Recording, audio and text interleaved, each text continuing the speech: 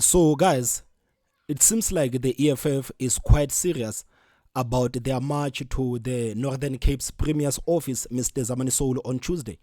You remember for weeks, the EFF did promise the people of this country that on the 22nd of this month, we will be marching to the office of the Premier in the Northern Cape. And the reason for that is because we want an agent review of Orania's legitimacy. This is what the EFF is saying, that we want an agent review of Orania's legitimacy. And this does not come as a surprise to many people in this country, because the EFF as an organization, they have been very vocal about how they feel about Orania, from the high-ranking members, the members of parliament, to the ground forces. They have said everything that they need to say about how they feel about Orania. And it was quite interesting because we've heard crazy things being said about Orania. The people coming out and saying that, no, we want to abolish Orania. We want to abolish Orania. We cannot have a state inside a state. We cannot afford to have that. But the same people that are saying that we cannot afford to have a state inside a state, they forget that we have Lesotho in this country.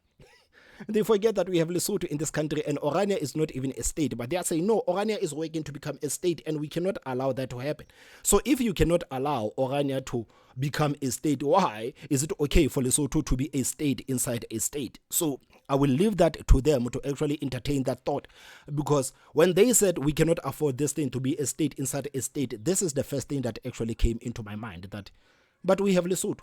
We have Lesotho, and Lesotho is there in the middle of this country, and nobody is saying anything about Lesotho. And you guys are worried about Orania that is not even a state inside a state. So we've heard crazy things being said about Orania, especially coming from the EFF. The people saying that we want to abolish Orania. We want to abolish Orania. And some of the people inside the EFF and other political parties have actually said that it is not fair that these people in Orania are not allowing black people to live with them.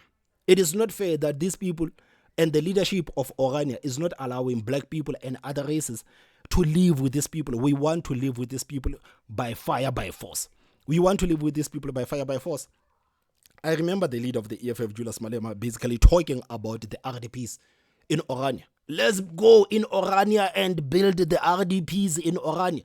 And the people said, no, not only the RDPs, let's build the shacks in Orania. Let's turn Orania into a typical neighborhood. Let's turn Orania into a typical South African township.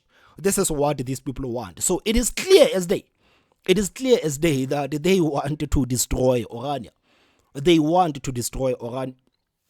So I want us to look at the first paragraph of this article, because I found it quite amazing. It says that the economic freedom fighters in the Northern Cape have finally called for a review of Orania's status, urging that it will be evaluated in the line with the South African Constitution and applicable national legislation. The party argued that Orania, a predominantly Afrikaans enclave with an estimated population of 3,000 people, undermines the national security, the national unity, and continues to promote ideologies reminiscent of the apartheid era. This is how the EFF basically feels about Orania. To say that Orania undermines the national unity. The EFF is talking about the national unity. And I'm not going to lie, I found this quite hypocritical. And I don't think that they are the people to actually talk about the national unity, because this is a political party that actually goes into different stadiums in this country and chants kill the bull, kill the farm. They chant kill the bull, kill the farm. And they want to talk about the national unity. So can anybody actually argue that the EFF wants the country to unite? Are these people actually telling us as South Africans that we want this country to be unified? Because there is no way that you can come out and chant kill the bull, kill the farmer and claim that you want unity in this country. It is clear that you don't want unity in this country. You are actually promoting hate. Because kill the bull, kill the farmer, I don't care what a judge is going to say. We have our own minds. We can make up our own minds. I don't care what a judge says. I don't care about the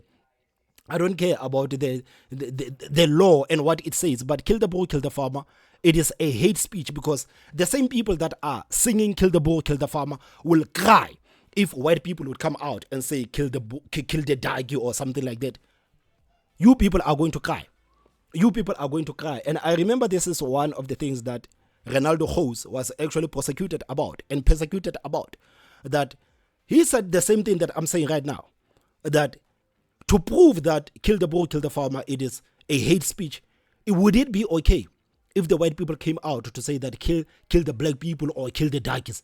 Would it be justifiable? It will not be justifiable because people will lose their mind. They will lose their mind. Even Ronaldo Hose, his clip was actually taken out of context, and it was only shown the part where he was talking about kill the bull or kill the dark, and people lost their mind. And the same people that are losing their mind, they have no problem with actually coming out and chanting kill the bull, kill the farm. So I don't think that the EFF, it is a political party to talk about the national unity. You guys are not the people to talk about the national unity, because you look at the people that actually made this chant to be quite popular. You look at people like Peter Mokaba. These people were not the members of the EFF. These people were not the members of the EFF. They were the members of the African National Congress. These people were not the members of the EFF. They were the members of the ANC. And the ANC comes out today to say that we don't think that this chant has a place in the modern South Africa.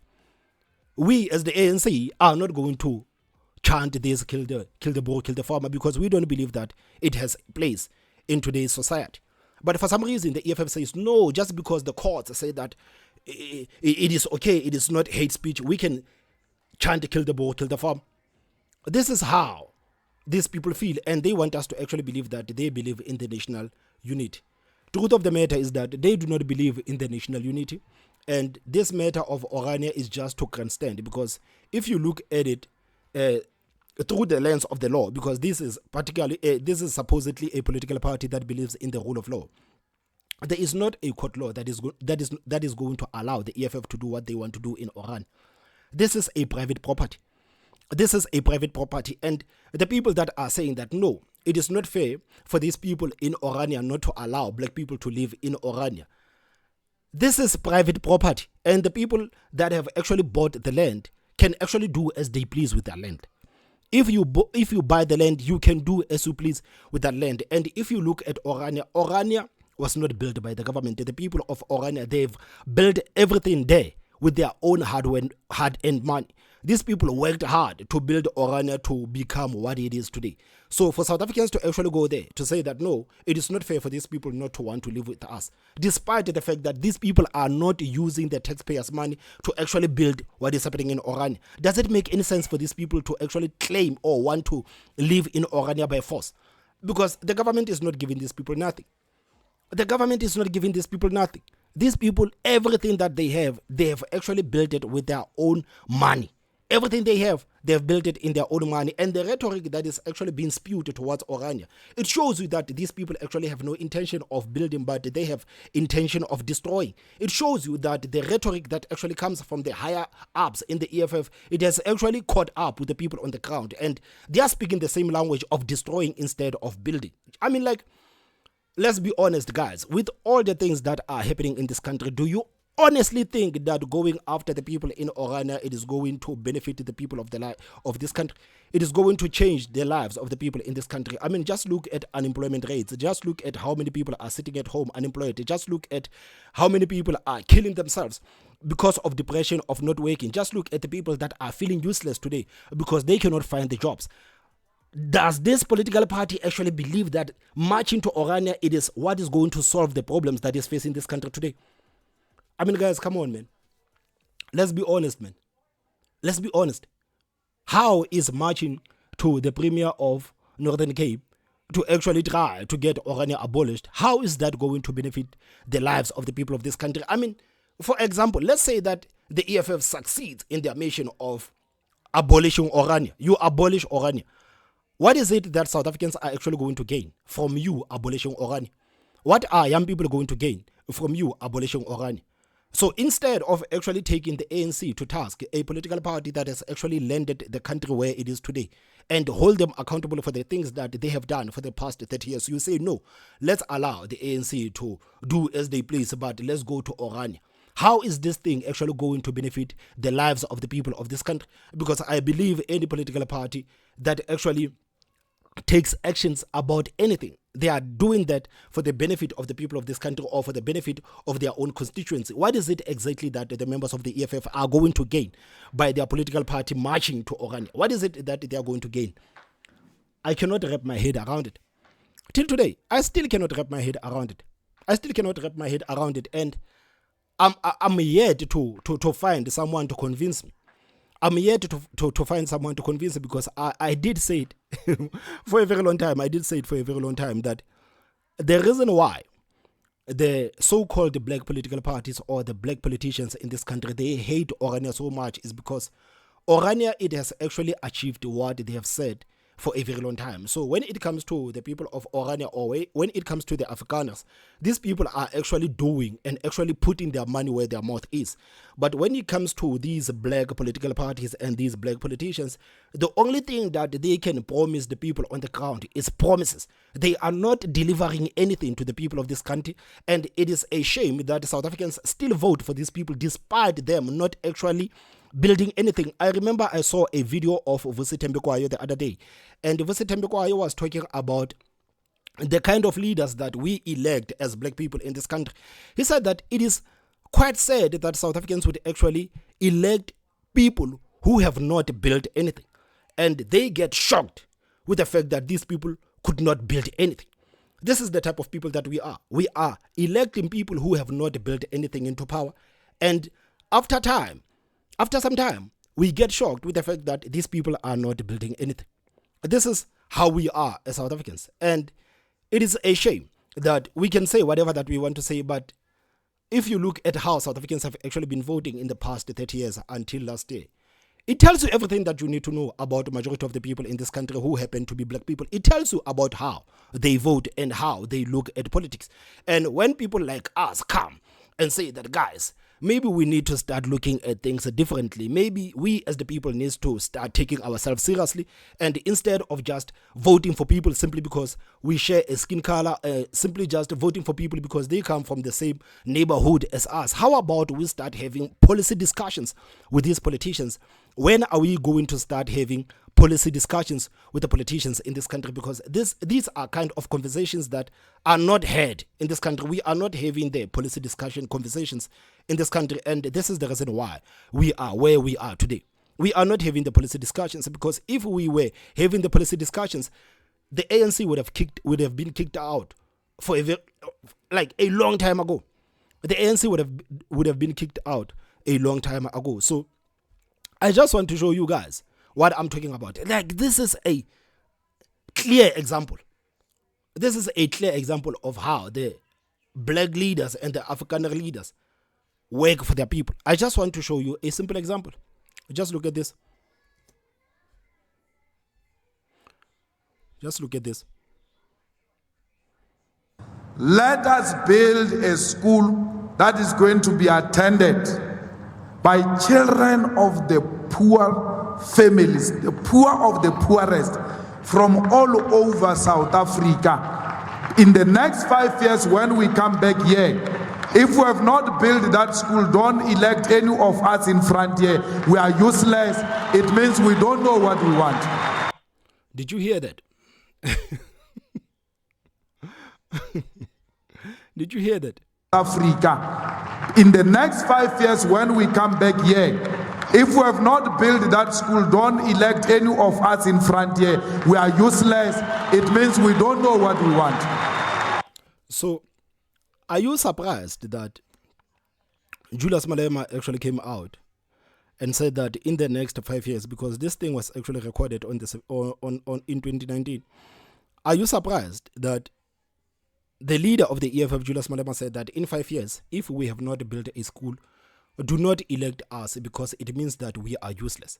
But the same people are still coming to South Africans today and telling South Africans that you must vote for us.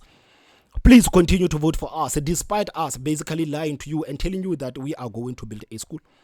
So are you surprised? Because me personally, I am not surprised, because it shows you that these people are just typical politicians. Julius Malema, just like with the rest of the so-called black politicians and the black political parties, this is what they have been doing for a very long time. What Julius Malema said there, it is not new. This is things that the ANC have actually been saying for a very long time. He is speaking the same language of the ANC, of basically lying to the people of this country.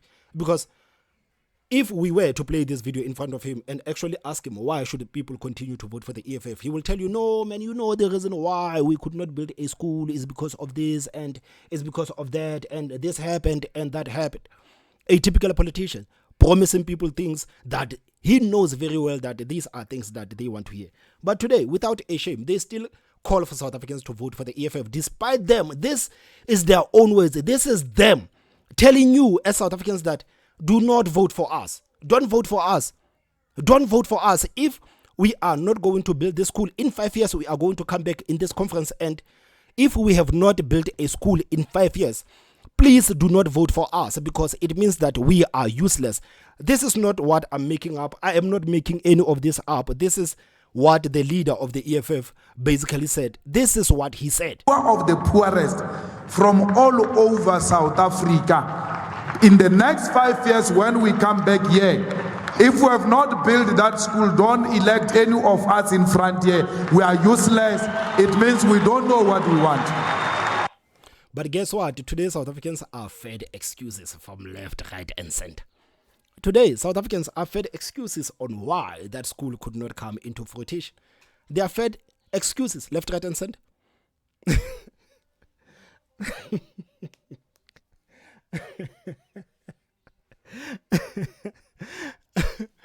Guys, sometimes when we say that, you also need to learn from the people that you disagree with. I mean, like, if you want to be mature in this cruel world, you also need to learn from the people that you disagree with. But in this country, it seems like South Africans, they want to learn only from the people that they agree with. If they don't agree with you, they don't want to learn anything. They don't want to learn anything. Just imagine, man, the people that come from the townships that are filled with sewages, the people that come from the townships that are filled with illegal dumpings at every single corner, the people that are not even interested in holding the leaderships that are running their municipality into account. They want to go into an area that is clean, an area that actually has no crime, an area where unemployment rate is 0, and turn that area into a typical township. This is what they want to do. And apparently many of us, we must be impressed with that.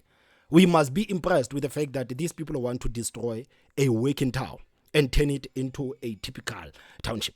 We must be impressed with that and clap hands and say that these people are working hard for us as the people. They are working hard for us as the people. Like, it is a shame. So here, Julius Malema spoke about the school, and if the EFF does not build a school in 5 years, then the people must not continue to vote for the EFF. Families, the poor of the poorest from all over South Africa. In the next 5 years, when we come back here, if we have not built that school, don't elect any of us in front here. We are useless. It means we don't know what we want. Exactly, this is what he's saying. But again, the same Afrikaners that these people are refusing to learn from, despite the fact that they do not see eye to eye, this is what they have done. This is what they've done. And they didn't go out in the press conferences and saying that, guys, we want to build this school, and if we have not built this school in 5 years, you guys must come and you must never look at us as the leaders. This is what the Afrikaners have actually done for themselves in a couple of years. I'm Jeremy Milan, an architect, practicing for 36 years in Pretoria, Tshwane region. I studied University of Pretoria. I hope to think that I understand the environment of our region, and that's one of the important characteristics of the design. They wanted us to design a campus that would reflect a university type campus where they could feel comfortable and interact and mingle with each other. With identity for them to identify with, not only basically as artisans, but also as students striving for higher qualities in life. This specific brick has a bluish sort of greyish tint in it as well, because we have to choose our materials and colours as a whole. So they've got to work together.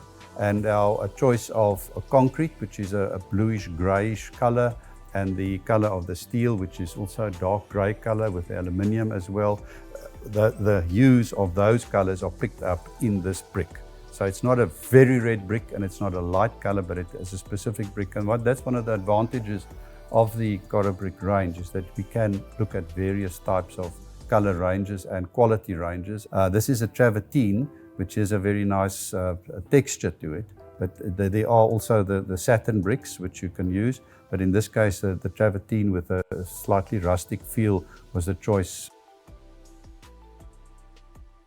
The bonding is in a face brick or brick is very important. That gives it the structural stability, and that's why you have the standard stretcher bond is most probably the best bond. Having said that, we also, the joint between the cement joints between the bricks is just as important, and getting the right color there is also important. So it took us a lot of time to choose the right bonding color and the depth of the joint. So you listen to the promise that was made here, and you look at what was built here. I mean, honestly, don't you think that if these people actually went to these people and said that, guys, we want to build a school, can you please help us make a school? Don't you think that these people's school could actually have built just like the Soltech Training College? This is why we say that you need to learn even from the people that you disagree with. And this is the heat that I still take till today when I say that black people need to learn from what the people of Orania are doing. I still take heat from today till today. I still take heat. But this is what I believe in with all my heart. This is what I believe in with all my heart, because me personally, I actually believe in building. I don't believe in destroy. I believe in building. I don't believe in destroy. And instead of actually looking after our neighborhoods and turning them into the places that our children can be proud of, we want to go out and destroy what people have actually built for themselves. It is sad, man. I live in the townships too. It is sad. I live in the townships too. And instead of us actually building our townships into places that our children can be proud of and say that I was raised in this place, and I'm not going to try to show my children too that this is where my father used to live and I lived in this area. I want my children to be able to come to where I stayed and say that my father used to live here. My father used to live here. But no, this is not what we want to do. This is not what we want. We want to abandon our non-working townships and actually go into the places that are working and actually destroying those places. This is what we want to do. And I still cannot wrap my head around. I still cannot wrap my head around it. I honestly still cannot wrap my head around it. So, as I'm sitting here, I'm trying to understand what is it exactly that the supporters of the EFF are going to benefit after this match. What is it exactly are they going to benefit? And how are South Africans in general going to benefit? Because these are the plans of the so-called black political parties. These are the plans of the so-called black political parties. I mean, we are in a lot of trouble. This is what I tell people every day, that we are in a lot of trouble. And unfortunately, in this country, we cannot bash people into voting right. We cannot bash people into doing right things. We can talk about the voters of the ANC. I've made a lot of videos about the voters of the ANC and the fact that, like, these people have actually turned our country into a mess. And the fact that they don't want to take accountability for the fact that they have actually voted for the ANC in the past 30 years and they are responsible for where the country is today. It actually makes me angry. It actually makes me angry. But unfortunate part is that I cannot bash these people into making right decisions. I cannot bash these people into looking at things differently. I cannot do that. I cannot do that because if you look at our own communities as black people, there's this crowd think thing. If you do not go with the majority, then it means that no, there's something wrong with you.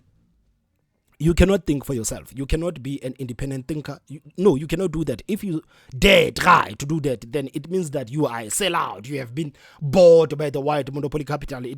Like, things, it means that you cannot see things right by yourself.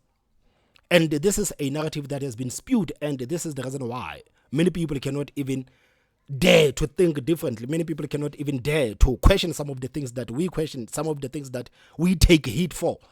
A lot of people cannot do that. They cannot do that. And it doesn't mean that they don't see things the way that we do. Some of them, they do see things the way that we do. They do see things the way that we do. Just that's why today, when you sit down with our grandparents, when you sit down with our grandmothers, our grandfathers, they will tell you that looking at how things are in this country today, they would have still preferred it if apartheid was still in place. And if I come in this platform and say that, many people lose their minds and say, Thomas, how can you say that? But this is the truth. This is what a lot of our senior people have actually said in this country. This is what a lot of our grandmothers, our grandfathers are saying.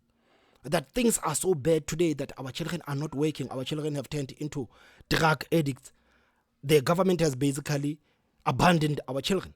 We knew back in the days, we understand that things were not okay. We understand that apartheid was a horrible system. Things were not okay. But there's no way that you would find people lurking at the corners doing nothing. There's no way that people were committing heinous crimes without actually being held accountable. And these are things that are actually happening in this country today. And these things must happen, and we cannot even dare to say anything. Because if you dare to say anything, no, you are on the side of the people that are oppressing us. It is a mess, guys. It is a mess. It is a mess. Me, personally, my grandmother used to tell me, man, God bless her soul, man. My grandmother used to tell me that, man, we used to sleep outside, man. We used to sleep outside. Back in the days, we would sleep outside because this is how safe it was. This is how safe it was. Today, the women in this country cannot even go to town without being worried about something happening to them. Do you see how bad things are? People are always concerned whenever their children go out to school. They are concerned, will my child make it back?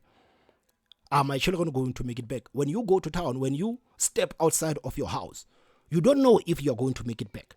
This is how dangerous it is in this country. And we don't even get shocked when some of the most heinous things happen. We don't get shocked. But when people are telling us that, back in the days, some of these things that were happening were not happening.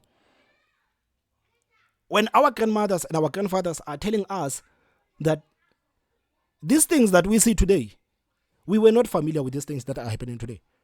We cannot say that, because if you dare say that, it means that, you want apartheid to come back. No. You want apartheid to come back. This is the type of reasoning that we have in our communities, and this is the reason why things will always get harsher and harsher for us. Because for some reason, I don't know what, but it seems like we are okay with not being critical with ourselves. I remember some people saying that, Thomas, but you are always tough on black people. You are not tough on the Indians. You are not tough on the white people. You are not tough on the Afrikaners. I'm like, man, I'm a black person, man. I'm a black person, and me showing my love to black people, it means that I have to be tough on black people. It means that me, myself, I have to be tough on black people. Do you think that the Chinese have actually succeeded by not being tough towards each other? Do you think the Afrikaners succeeded by not being tough? Do you think the Indians, being the type of people that they are, so amazing in technology, do you think that these people got where they are by not being tough with themselves?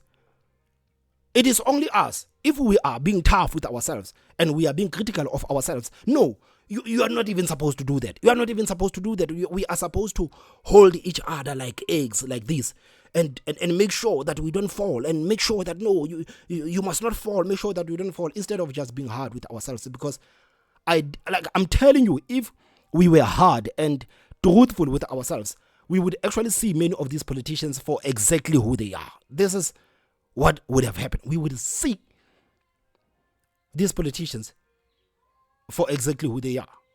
But because we are so naive, and because we are used to treating ourselves like eggs, we do not even see the people that are lying to us. Because if we lived in a normal world, this promise of Julius Malema, it would have been the end of his political career. After 5 years, it would have been the end of his political career. If we were serious people, we would say, man, this is the promise that you made and you failed to deliver on that promise. Then what is the purpose for us to continue listening to you? When you told us specifically that we must not vote for you, you told us, this is what you said to us, that we are not supposed to vote for you if you fail to actually execute this promise that you made to us. Then why should we vote for you? Because you are on record telling us that we must not vote for you if you have not built the school in 5 years. So why are people still coming up with reasons to vote for the EFF when the leader of the EFF basically told the people that, guys, stop voting for us. Stop voting for us. We will build a school in 5 years, and if we fail to build the school, you guys must stop voting for us. Then why are people continue to vote for the EFF? Why? It means that these people are okay with the promises that are being made towards them. They are being okay with being lied to, being manipulated in the name of our brothers and our sisters. Like, man, this is such a shame, man. It is a shame. I don't want to lie. This is a shame. This is a shame. So I saw an interview on SABC a couple of days ago, and I must say that this interview, man, I don't know how I feel about this interview. I don't know how I feel about this interview, because SABC was actually interviewing Dr. Karel Boshoff about these updates that we are talking about the EFF wanting to abolish Orania, the EFF wanting an agent review of Orania, and them saying that Orania should not exist. So Dr. Karel Boshoff says that, man, we do not seek permission to exist. We don't need a permission from the EFF to exist. We don't need that. We don't need that. So let's watch this hostile. This is how I would put it lightly and say this is a hostile interview, but I think Dr. Boshoff actually did quite well. Now, the EFF in the Northern Cape is pushing ahead with a planned march to the provincial premier's offices later this month to express its delusionment with the existence of the Orania enclave. A meeting between the EFF, the Orania movement and Freedom Front Plus on Friday failed to reach consensus. The party says Orania's existence weakened unity in the country. Let's listen to what EFF Northern Cape Chair Shadrack Khalana had to say on the show yesterday.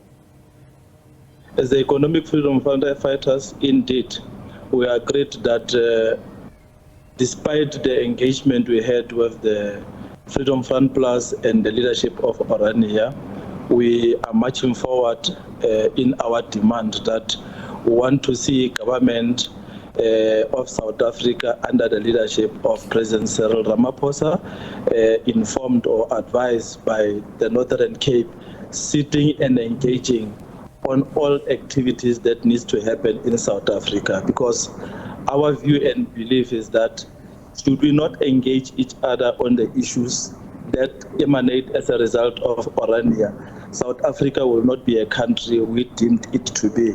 And we wish that South Africans will agree that what we are doing is not for our interest, but is for the interest of the people of South Africa, especially the generation after us.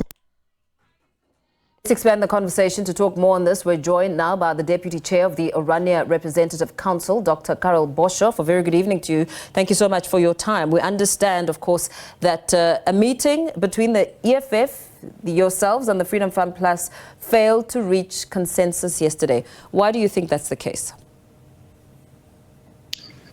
You know, Paul, one can differ on many levels. One level is that of misunderstanding. We had some misunderstandings and we have addressed some of those. Other may still be around.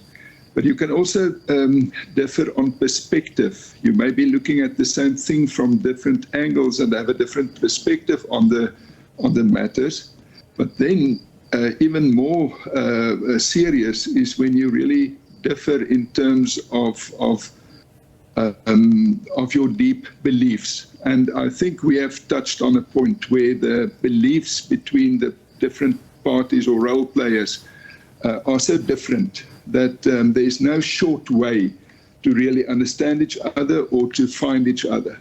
And that is why we came to the conclusion that much more discussion and interaction and engagement will be needed if these parties are to reach a constructive agreement on any of the matters concerned. You talk about misunderstandings. Perhaps give us some insight. What kind of misunderstandings, and how are you differing on perspective? And of course, the differences in terms of beliefs. What are you saying? Well, one of the points of misunderstanding may be that we are constantly confronted with racialist perspective on our existence and on South Africa as such. While that is not our perspective at all, we are confronted with the expectation that we break off from South Africa, that we are in some kind of isolation, a so-called state within a state, which is just not factually the case. In fact, we do interact with not only government organs, but also with many other communities who may share interests. We interact in many ways, but we do it on the footing of self-sufficiency and the pursuance of self-determination, which is part of what the present constitution affords us to do. We are not a political party. We do not march for our existence. We do not depend on the attention of media. We are a community of living people, of mothers and children and schools and roads and jobs and businesses and power generators. And, this is home. We don't march and then go home. If you'll allow me just to interrupt you there, Dr. Boshoff, you speak about that, there's the perception around breaking off and being in isolation, that you're a state within a state, which is not factually correct. You'll correct me if I'm wrong, because my understanding is that some community leaders from Orania visited the US seeking recognition as an autonomous entity through the help of President Donald Trump. Is that factual? Did you meet with the president? Was that your aim? I mean, because it feels like a contradiction, saying it's not factually correct. Perhaps it could still be your aim. The President of the United States of America referred to Afrikaners as a priority population in terms of his scheme of things. And we have an approach that says not about us without us. If people talk about Afrikaners, if they talk about our future or our position in the world, it's not to be done without us. We did not engage with the president as such. Our representatives have engaged with people that informs policy and explicate policy.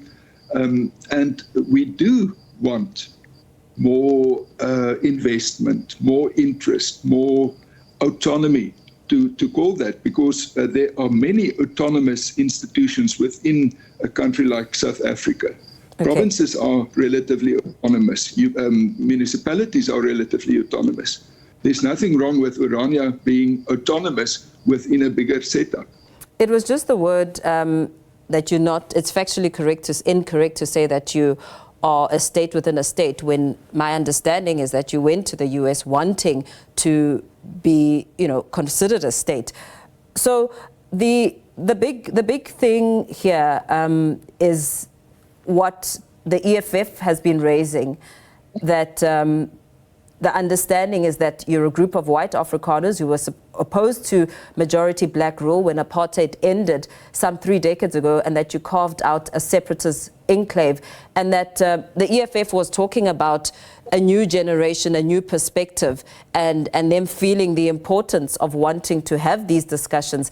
I believe that there were points of contact and a possibility to discuss. Do you feel you agreed on any of the points that were raised between you? I mean, don't you find it a bit strange that the EFF will talk about the new generation when they are standing on stage and chanting "kill the bull, kill the farmer"? Do you think the new generation of Afrikaners actually understand what these people are doing? Because they say that, no, this is not hate speech. We are doing this in line with the court, in line with what the courts are saying. But do you think the young Afrikaners, when they see Julius Malema on stage chanting "Kill the Boer, kill the farmer," do you think that these young people actually understand that these people are doing this in line with the courts and supposedly this is not hate speech? The fact that these people are on television screaming "Kill us, kill the Boer, kill the farmer," like, do you think these people, these young people, do you think they understand?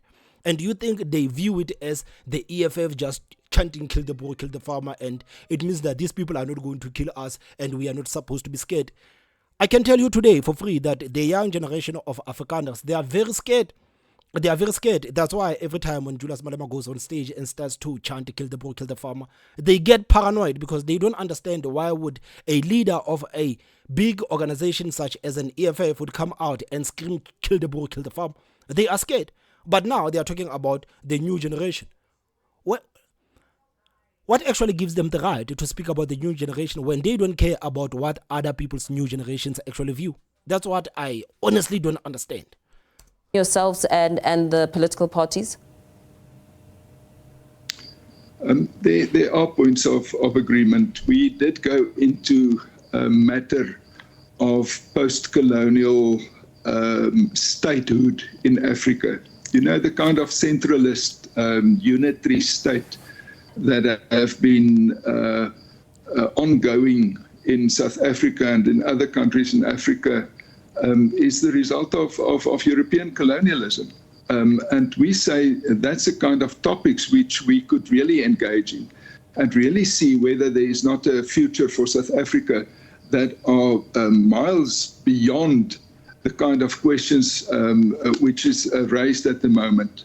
But as a community, we do not know, we do not need or seek permission to exist. And it's not for the EFF or any other government to tell this community it may not exist or they don't like our existence. That's just not how it works. It doesn't work for any community in South Africa on that basis. Go tell the Zulus they may not exist, they may not have a kingdom, they may not have land. There's not such a thing. So that's not part of the discussion. The discussion of how we coexist, how we engage, what we discuss with each other, that is something that may take us forward if we really apply our minds to that. Yeah, the difference is that telling the Zulus what you've just said, myself as a Xitsonga speaking woman, I am allowed to be in KZN. I am allowed to interact with the Zulus and be with them as a Xitsonga woman. I mean, like the way that she's going to phrase this question, like you can already hear that it's disingenuous. How many people have actually went to Orania to do videos about Orania and how these people are? So the idea that other people from other races are not allowed to enter in Orania and to communicate with the people of Orania, you can just hear that the question is going to be baseless. It is going to be baseless because we've seen many people going to Orania. Many people from the colors and from the black people going to Orania, from the people from outside going to Orania and just speaking with the people in Orania, understanding the culture of the people in Orania. But she's saying that she's making it look like, no, you are not even supposed to enter. We are not even supposed to, we are not even going to have a conversation with you. How? With such a move, the EFF has accused you of destroying the unity of South Africa. And,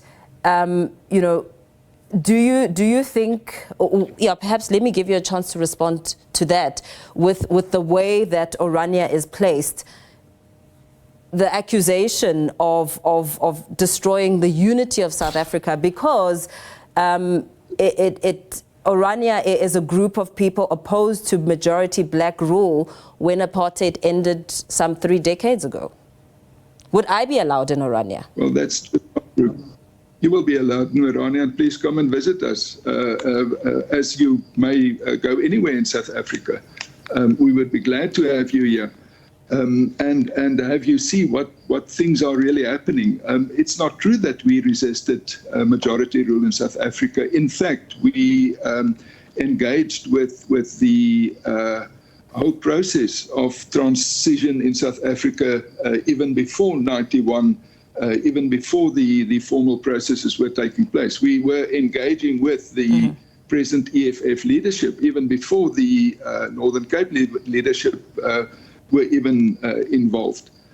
So really, there's no matter about involvement. There's no matter about our returning to some past which we have left behind us, and to which our existence and our ways of living are a true answer. The question is with which categories you view it. And if you still cling to the old racist categories, as the EFF is doing, you will not see what is before your eyes.